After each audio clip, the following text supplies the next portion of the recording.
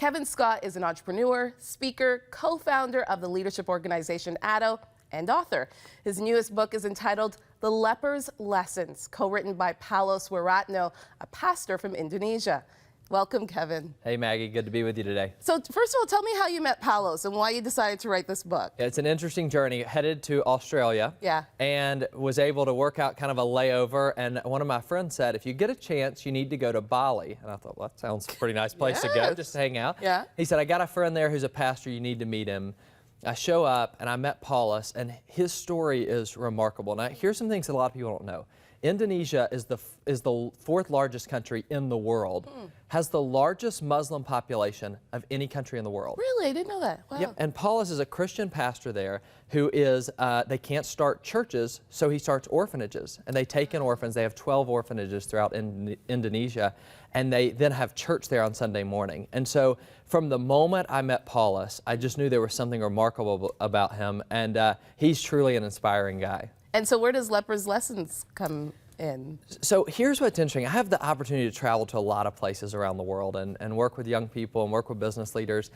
And it's tough because anybody who's ever been on a mission trip knows this. You come home and it's tough to share that experience with somebody who hasn't been there. Yeah. So I always thought if I could take Paulus with me around the world, it would be great. Yeah. And fortunately for me, Paulus came to North America and had a chance to put him in front of some audiences. And he told this story from the Bible, from 2 Kings, and it's about these 4 ancient lepers. And it really kind of struck me at one point that this is a message that everybody needs to hear. Unfortunately, I can't take Paulus everywhere. His wife and children would not appreciate that very much. Yes. It wouldn't be good for all the great work he's doing.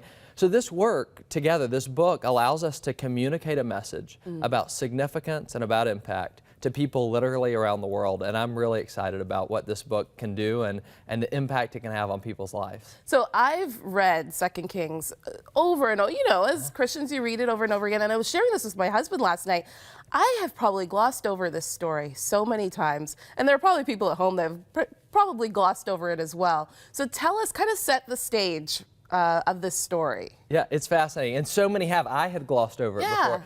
But to paint the picture for you, the city of Israel is under siege. And the lepers are kind of the lowest in society. So they aren't even allowed inside the city. So they're outside of the city gate. City's under siege, there's famine, and they're caught in between the enemy and this city. And they kind of end up having a heart-to-heart and a conversation. And the 4 lepers sit and they say, well, what are we going to do? If we stay where we are, there's no food, we're going to die. Yeah. So not a good option. No. The other option, we go back in the city, but they have no food there, so we'll die. So our only option is, what if we hobble along to the enemy camp? We'll probably die there, but if we beg for mercy, there's at least a chance that they'll spare us and we'll live. And so these 4 lepers make a courageous decision, and they decide to go to the enemy camp. And the story is fascinating as God basically kind of turns up the volume button on their footsteps.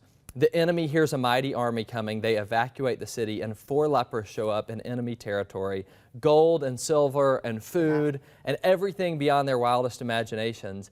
And what's interesting is these 4 lepers, the most unlikely heroes, had a chance to save the city because of their actions and doing what God had called them to do. Now, as a leadership guru, you obviously have found lessons throughout this story that, again, we would have glossed over. And so you have pointed out 5 things that you think that we should highlight throughout these, as you call them, lepers lessons. So let's go through those. The first is purpose. Why am I still alive? Yeah, Maggie, that's the very first question that they have to ask themselves. They show up in the enemy camp. By every account, the lepers should have been dead. I mean, there should be no logical reason that they're still alive. And they had to ask themselves, why are we still here? Why are we still in a place? If God has spared our life, there has to be a reason for it. And that's the first message that a lot of people need to ask themselves. Why am I still here? And if you're still alive, there's still a purpose for your life. Because we all go through challenges. And yeah, we do ask ourselves that question sometimes. Why are we still here? God, why are you protecting me throughout all of this? Great question. Second is motivation.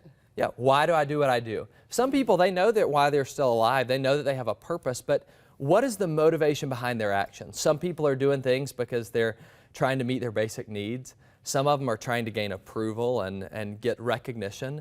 But ultimately, we should do what we do because it's what we're called to do. It's not that we don't have to do those other things, but when we do what we're called to do, we're really living in our sweet spot of our life. And so why am I still alive? Why do I do what I do? The third question is about resources. Why do I have what I have? These lepers showed up. They now have wealth beyond their wildest dreams. And they had to ask themselves, why do we have all that? Yeah. Did God give us all of these things just to help ourselves and improve our own life? Or did He give us these things so that we can make the lives of other people better? And the fourth one, friends. Yeah, who's going with me? You got to ask who's going with you on the journey, because you can imagine, what if they would have had different lepers there? What if one of the lepers had said, no, we can't go, we shouldn't do it? We'd have never known their story because they would have died outside the enemy camp. Who you surround yourself with determines whether or not you get to the destination that God's called you to get to. And so we've got to make wise choices in our friendships, our relationships, and especially that most important relationship, which is the one with our spouse. Yeah, and the one with Jesus. That's correct. Yeah. That's right. And baggage. Yeah, what are you carrying with me? Can you imagine if they show up and they get all of these things, and these 4 lepers who probably had trouble walking anyway would have tried to carry all of that stuff back? They'd never arrive at their destination. So they had to be very careful about what they were choosing to carry on the way. I think so many people, whether it's good things or bad things, we're carrying things on our journey that we shouldn't have. You know, in an airport in Singapore, Paulus tells this story. There's an area called the repack zone. So you ever shown up and your bag was overweight at the airport? Yeah. They literally have an area in Singapore airport where you get to repack what you have. And so a lot of times we've got to decide what we're going to pack for the journey, and knowing where we're going to go depends on what we should pack. Very self-reflectionary, very, looking inside and seeing where we need to go and what we need to do, and thinking that through. So who are you aspiring that reads this book? Who do you want to read this book to? You know, any publisher doesn't want to hear this because they want to tell you to narrow and focus your audience. But the truth is that this is a lesson that applies to anybody of any background, any age, any income level, and really any country in the world.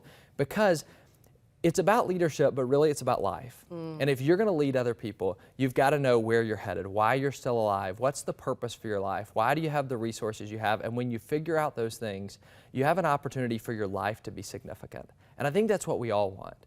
We want, for when we leave this earth, for it to be better because we're here. And I believe that true significance is found in Christ, and we find our calling only through God's plan for our life. That's amazing that you found that in that story. It's amazing. I'd love to talk to Paulus and you a lot more about just, how do you look at life in a lot different way and be able to self-reflect, right, on what we need to do, the journey that we need to go on as those lepers did and the choices that they made. Yeah. Thank you so much, Kevin, for your time. Thanks, Maggie. Good to be with you.